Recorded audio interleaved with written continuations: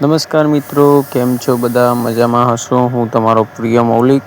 આપણે એક નવી પ્રોફાઇલ લઈને આવી ગયા છીએ. રાતે 2 વાગે ફોન આવેલો હતો એક બેનનું નામ છે પ્રિયંકાબેન, મુસ્લિમ સમાજમાંથી આવે છે અને અર્જન્ટમાં લગ્ન કરવાના છે. આપણો વિડીયો યુટ્યુબમાં એમને જોયો તો મને કે તમારો વિડીયો અમને બહુ ગમે છે સર, ને તમે બધી સમાજને સપોર્ટ કરો છો કે મુસ્લિમ સમાજને કેમ સપોર્ટ નથી કરતા, તમે મુસ્લિમ યુવતીનો કેમ વિડીયો નથી મૂકતા. મેં કીધું બેન, જો અમારા ત્યાં કેવું છે, કહું સામેવાળું પાત્ર કહે કે અમારે મુકાવવું છે તો અમે મૂકીએ, નકર ના મૂકીએ. કેમ કે અમારે બી સેફ્ટી બધાની જોવી પડે. છોકરીઓની પહેલાં સેફ્ટી જોઈએ, બરાબર. કેમ કે છોકરીઓની સેફ્ટી વગર તો કોઈ કામ થાય ને.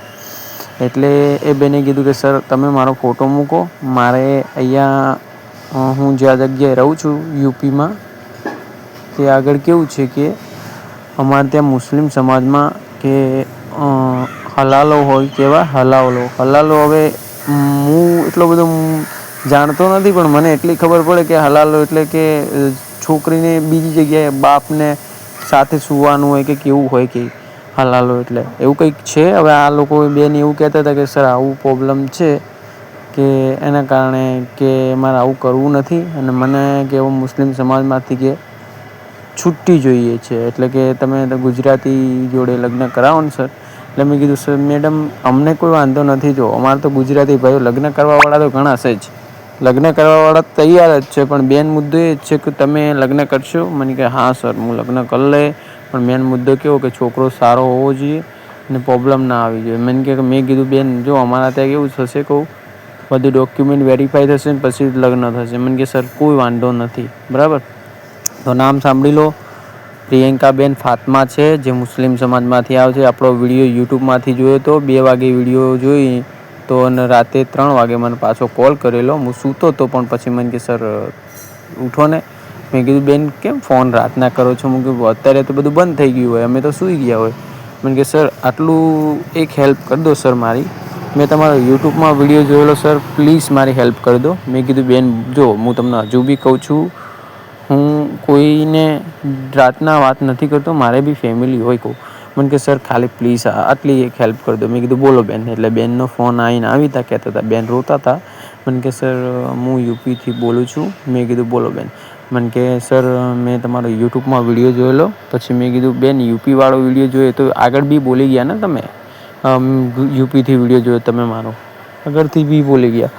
પછી મને કે સર મેં તમારી યુપીથી વિડીયો જોયેલો ને, તો તમે બધાના લગ્ન કરાવો છો. મને કે હિન્દીમાં બોલતા હતા. એટલે મને કે સર તમે બધાના લગ્ન કરાવો છો, મારે લગ્ન કરવા છે. મેં કીધું બેન તમે કઈ સમાજમાંથી આવો છો? તો મને કે સર મુસ્લિમ સમાજમાંથી આવું છું. મેં કીધું મુસ્લિમ સમાજમાંથી આવો છો તો પછી કોઈ પોસિબલ તો ના હોય.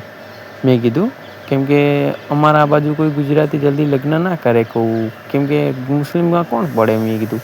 એટલે મને કે સર હું તમને સાચું કહું સર, મારા ત્યાં કેવું છે કે મારા પહેલાં મેરેજ થયેલા હતા, પણ અમારામાં એવું છે કે લગ્ન થયા પછી છૂટાછેડા લેવા હોય ને તો કે હલાલો કહેવાય.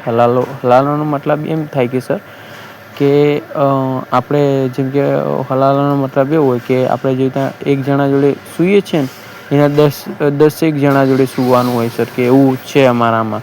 એટલે સર મેં તમારો વિડીયો જોયો ને, એટલે મારે બી એવું જ હતું કે લગ્ન કરવા હતા. એટલે હવે લગ્ન તો મારા બીજી જગ્યાએ બી થઈ શકે મુસ્લિમમાં, પણ મારે એવો ઈરાદો છે હવે કે ગુજરાતમાં લગ્ન કરવા છે.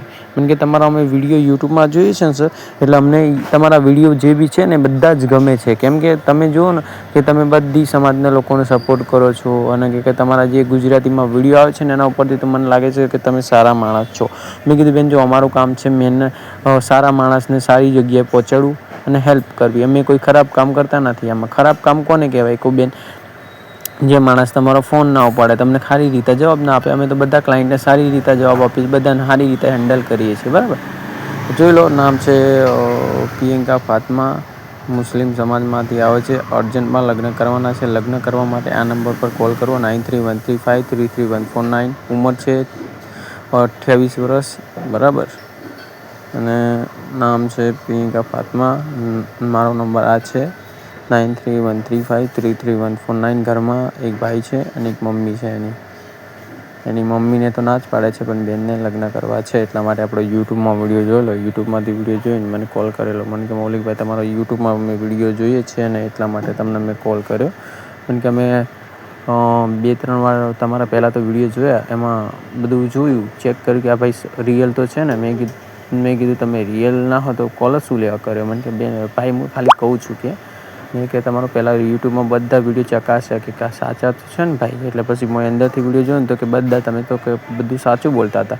મેં કીધું બેન અમારે તો શું છે, સેવાનું કામ છે. અમે તો બધી બહેનોને બિચારી ક્યાંય ભરાઈ ગઈ હોય, કોઈ નરાધમ મારતો હોય, કોઈ હા ના થતી હોય, એવા લોકોની અમે એમ હેલ્પ કરી. કેમ કે એવા લોકોને તો એવું જ હોય કે જેના છૂટાછેડા થઈ જાય એના જોડે જલ્દી કોઈ લગ્ન ના કરે. મને કે સર અમારે બી એવું જ છે, કે અમારામાં બી એવું જ છે કે હલાલ થાય. હલાલામાં કે એવું હોય કે બીજા ભાઈ જોડે અમારે સુવાનું હોય ને એવું બધું હોય કે સર. એટલે કે તમે મારી હેલ્પ કરો ને, મારા મુસ્લિમ સમાજમાં હવે નથી રહેવું. મેં કીધું બેન જો હું તો તમારી હેલ્પ કરી શકું, પણ તમે ગુજરાતી જોડે લગ્ન કરશો. મને કે મને વાંધો નથી સર, હું ગુજરાતી જોડે લગ્ન કરી લઈ.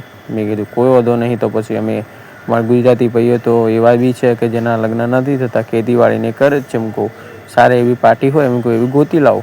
એટલે જો આ પાર્ટી છે પ્રિયંકાબેન ફાતમા, મુસ્લિમ સમાજમાંથી આવે છે, લગ્ન કરવાના છે અર્જન્ટમાં. જો કોઈ ભાઈ અને બેનનો ભાઈ કોઈ કુંવારો હોય ને લગ્ન કરવા માગતી હોય કે લગ્ન કરવા માગતો હોય, મારા આ નંબર પર કોલ કરી શકે છે 9313533149. આપણે બધા સમાજને અને બધી જ જ્ઞાતિઓને સપોર્ટ કરીએ છીએ. આપણો કોઈ એવો ઈરાદો નથી કોઈને દુઃખ પહોંચાડવાનો, પણ આપણે સેવાનું કામમાં કરી ચૂકીએ. અને આ બેનને એવા લગ્ન કરવા છે. આપણો નંબર યુટ્યુબમાંથી જોઈને નીકાળ્યો છે અને અર્જન્ટમાં લગ્ન કરવા છે. એટલે આપણે 2 વાગે કોલ કર્યો હતો. એટલે આપણે 3 વાગે જવાબ આપ્યો એને.